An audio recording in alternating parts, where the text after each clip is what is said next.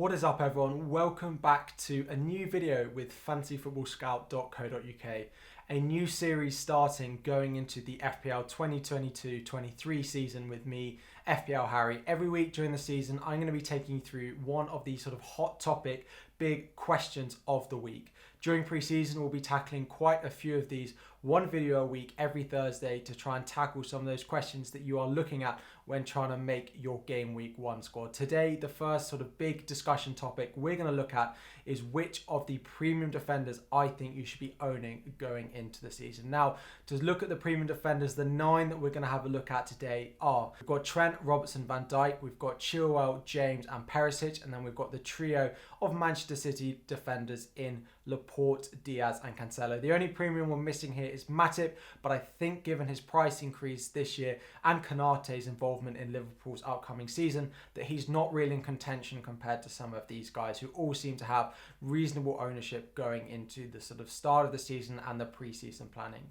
Now, straight away, the ones that I think people have owned and are looking to own are definitely the more attacking ones in the fullbacks. So Trent and Robertson are two of the most highly owned that we've got here. Trent maintains his place as the most expensive defender and the most high scoring defender that we've had over the past couple of seasons. However, coming to the sort of end of last season, Robertson did push him close, and anyone like myself who owned him towards the end of last season knows quite how well he did and how much of a differential he can be while everyone is stuck on Trent. If you get on Robertson at the right time, then it could be really, really beneficial, and maybe game week 1 is another time that we could do it. The Chelsea wing-backs in particular, James and Chilwell, although their minutes are not quite as good, and Chilwell has had a long-term out on the sidelines, again coming back from injury, he did feature in game week 38, we could see a good start to the season for him. Reece James, again, we know what he's capable of. Again, it's just a minutes thing for him. And then into Manchester City, we've got Cancelo, the big one that everyone owned last year. Maybe didn't capitalise on the attacking threat as much as maybe people thought he would, given how he started the season. And then we've got the sort of more nailed option in Diaz and Laporte. Again, depending what happens with Cucurella, we'll have to keep an eye on that because that will impact Cancelo's minutes. But they are coming in at $1 million cheaper now to what Cancelo has done. I like what has happened with the pricing of these guys. Coming in at $1 million cheaper than Cancelo does leave us a decision to make. So straight off the bat, there are some really nice options here. Of course, we have Van Dijk as well at 6.5. There is something to talk about with him being cheaper than both Robertson and Trent, especially you need to save some money. And then finally, new signing Perisic. How much do we expect him? He's one of the most highly owned players so far, but can definitely do the damage. So to start off, we need to look at actually who's got the best opening run of fixtures. So at the top of the fixture ticker, we actually have Manchester City, who have West Ham, Bournemouth, Newcastle, Crystal Palace, Nottingham Forest and Aston Villa in their opening 6 game weeks. A very nice run. Now, West Ham away on the opening day might be a bit difficult, given what happened at the end of last season where West Ham scored 2 goals against them. Bowen really doing his thing in that fixture. However, you do expect them coming in fully refreshed at the start of the season that they all want to hit the ground running. However, again, a fully rested West Ham may want to do a similar thing and start their season off on the right note. Again, it's a difficult one but it is a great start to the season.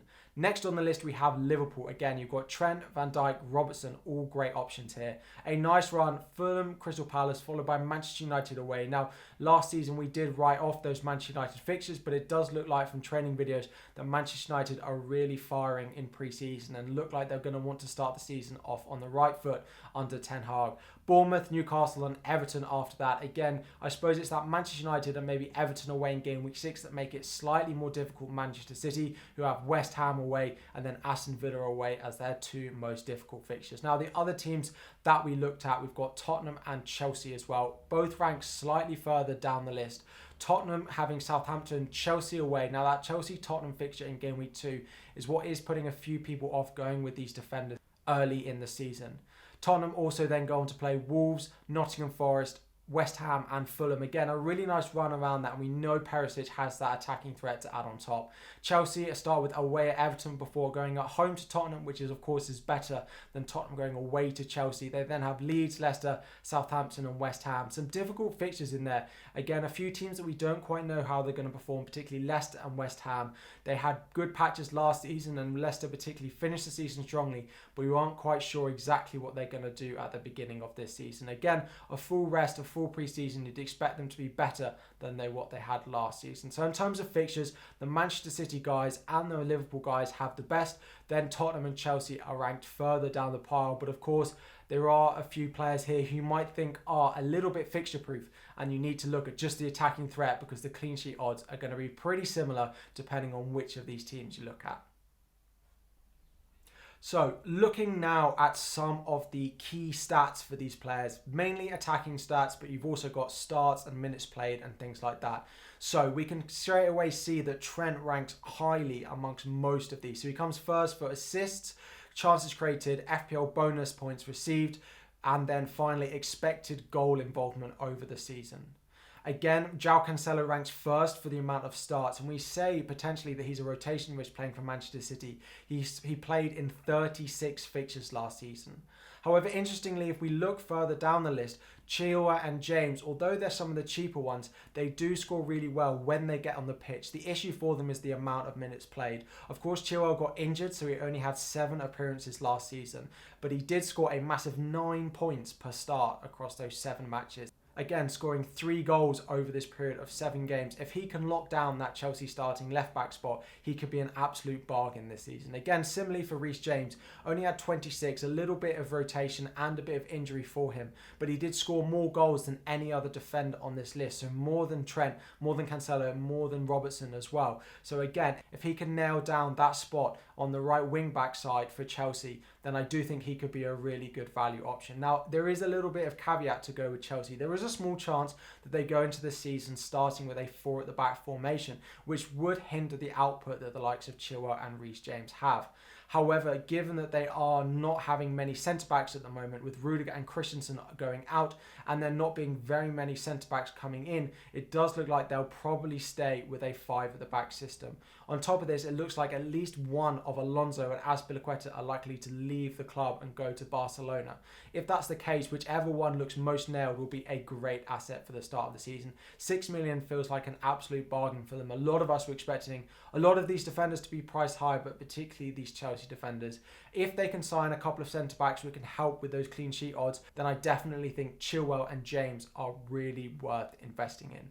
Higher up the list, yes, they might not score highly across one of the individual stats. However, the likes of Robertson, Van Dijk, Laporte, Ruben Diaz all do really well. They're all very nailed when they are fit. Of course, Robertson has a slight rotation with Tsimikas. However, he does do better for the likes of the assist points. Robertson getting 11 assists last season, only 1 behind Trent, scoring 1 more goal than him as well. So very similar in terms of attacking returns despite playing 3 less games. And he finished the season very strongly. Again, there is a big case if you are needing 0.5 to save this season to go with the likes of Robertson over Trent. Now, given my playing style, I do really think it is worth going for the fullbacks over the centre-backs. This is why, for me, I won't be picking Van Dijk over the likes of Trent and Robbo, particularly because there's only a 0.5 saving on Robertson. However, it's a different debate when we look at Manchester City. There is a whole million saving here. Cancelo only scored 1 goal, which is less than both of Laporte and Diaz. Laporte getting 4 goals and Diaz getting 2 really means that the attacking threat is pretty equal amongst these. Yes, Cancelo got 11 assists to the likes of 5 for Ruben Diaz and only 2 for Laporte, but given the million saving and given the overall more points the defender gets for a goal compared to an assist, there is a real case to be made that if you do need to save a little bit of money, then Manchester City might be the team that you need to decide to do it in. Then at the bottom of the pile, we don't have any data to go with Perisic. He did have a good season in the Serie A last year. He hasn't had the best time under Conte in the past, but we'll have to see what's likely to happen in this Tottenham side. It does sound like Reguilon might be leaving Tottenham, which will leave Perisic that starting role on the left-hand side, but we'll have to wait and see on that. So good fixtures for Manchester City and Liverpool. Good stats for those Chelsea boys and Liverpool as well. But the overall ranking is what we're really here for. So the overall ranking that we have in terms of these 9 premium defenders, for me at the top has to go Trent. We saw how he ranked at the top of most of those attacking metrics. He does have the best attacking threat, and Liverpool are one of the most solid defences, rivaling Manchester City every season for the amount of clean sheets. So he's got that set piece ability, but also from open play, plus the goal threat he has. So this does put Trent at the top. Despite being the most expensive, I do think it's worth investing in him. Now, next down the list, we've actually gone with Perisic. Now, not because I necessarily think he's a better option, and I think he'll score more points than the likes of Robertson. However, I think he is incredible value. If Reguilon goes out and he is that first choice on that left-hand side, we knew what Doherty could do when they had a fullback really with the full firing power and going into that Spurs team with what Conte wanted him to do. If Perisic can do that on the left-hand side, he could be an incredible asset at just 5.5 million. And they've secured defensively. They've got Lenglet coming in from Barcelona, who is a great centre-back as well. If they can continue to keep clean sheets like they did at the second half of last season, 5.5 million with the attacking threat and those clean sheet options could be great for him. Now, next down is Robertson. It's very close to these top three. Robertson does come next. He's slightly cheaper. He's slightly less reliable in terms of points. A little bit hit or miss, and there is that Tsimikas rotation. Tsimikas is a much better backup than anyone Trent has at the moment, which is why he ranks slightly lower down the list, but still a great option. And if you ever need 0.5 to save, Trent down to Robertson is definitely something I've considered and you should consider as well. Next up, we do have Cancelo. Now, he is a good option. He is better than the other Manchester City assets and better than some of these Chelsea options. However, at 7 million, it's maybe slightly more expensive than I wanted to pay given some of these other options that we've got in here. Some of you might disagree with my thoughts on Cancelo. He does have great bonus point potential. He is great for clean sheets. We know what Manchester City is capable of doing. He did start more games than any of these other defenders on this list, and he does have that attacking threat, particularly assist potential for him. Now, next we've put both Chelsea defenders, and again, it depends what happens with the likes of Alonso and Azpilicueta to which two I'd really want to be going and picking in my team for game week 1. At the moment, I've got Chilwell in there just because I saw what he could do at the back post last year. However, coming back from an injury, no player is ever exactly the same as they were. So I want to keep an eye on pre-season as to which of these two I think are better value. But at the same price, you can quickly shift that depending on who does well in pre-season. Now, next down the list, we have our three centre-backs. For me, Van Dijk comes next. He is slightly more nailed because there is the Stones aspect when you look at Manchester City. He does have slightly better attacking threat, in my opinion. The ability he has from corners is great. However, down the bottom of the list, we do have Laporte and Diaz. It's not to say I don't think they're good value and should be not included in our teams. I've actually got Laporte in my team and have no Cancelo because they are great sort of ways of finding a little bit of money downgrading Cancelo to the likes of Laporte or Diaz. However, if money was no object, then I do think I would go with Cancelo over these, again, just because of the attacking threat that he does have over these two. So this is my ranking of the 9 premium defenders, excluding Matip. Matip would go in at number 10. He's not quite the cheap bargain he was at the end of last season. Let me know your thoughts on these videos in the comment sections. Let me know if you would change the rankings at all. Again, this is a video and a new series that we'll have on the Fantasy Football Scout YouTube channel every single week. I hope you've enjoyed. I hope you're looking forward to the season. If you haven't subscribed here and if you haven't subscribed over on my channel for this sort of content on a sort of more couple of daily basis, then make sure you check the link in the description or just search FPL Harry on YouTube as well. Thank you all for watching, and we'll be back again very soon.